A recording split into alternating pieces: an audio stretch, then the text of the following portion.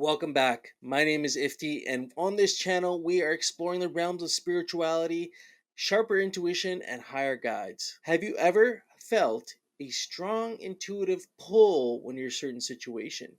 Or maybe there's that inner voice that's gotten louder lately and doesn't really sound like yourself. There's some very subtle ways that higher guides communicate with us and get messages across to us from the fifth dimension. In this video, I'm going to explore 5 of these subtle signs that you may have missed, and if you're paying attention closely, you will get some incredible messages that'll help you move the needle in your life. So, with that being said, let's get right into the video. The first one here is something I experience all the time, and that's an inner knowing.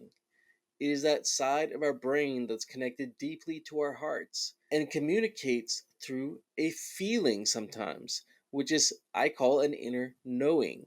It is something more subtle under the surface than our logical, analytical side of our brains. Some of these ideas or feelings may lead you to some crazy conclusions, to some crazy paths down life. And you'll find over time, as you trust your intuition, that this inner knowing is far more intelligent than our conscious, logical minds would lead us to believe. This inner knowing can manifest in 2 different ways. One of them being an inner knowing through a feeling that you feel.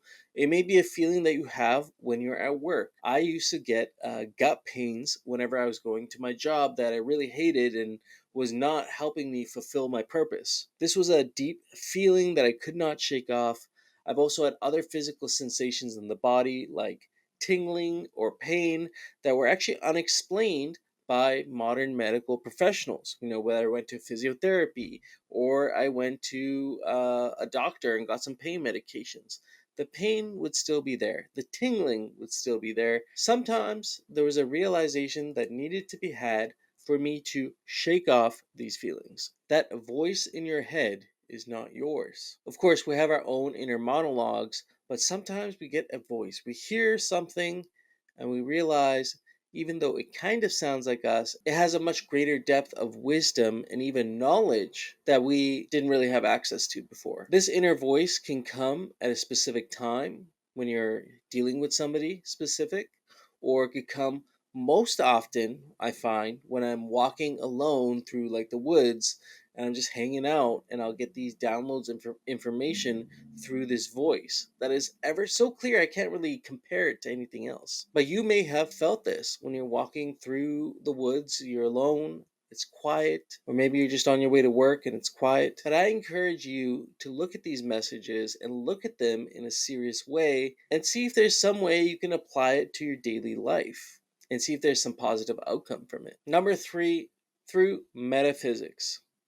Numerology, manifesting, extrasensory perception are all part of metaphysics, which sort of attempts to explain the laws of our reality outside of traditional math and science that we've come to understand. Higher guides see this dimension so differently than we do. They can poke and prod and kind of change numbers and do little things, having influence on our reality, which may come across to us as very subtle signs. Angel numbers 1111, 333, these numbers may show up very frequently in your life.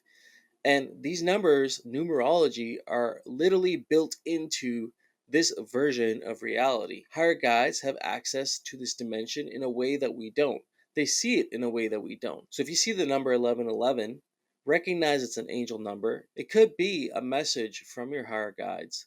And also notice what you're doing when these numbers come up. I often hear in the community of people practicing numerology to watch out for these signs like 111, 1111, 333. But it's more important, in my opinion, to look at what you're actually doing when you're seeing these numbers. Maybe it's something you just said. Maybe it's an action you've just completed.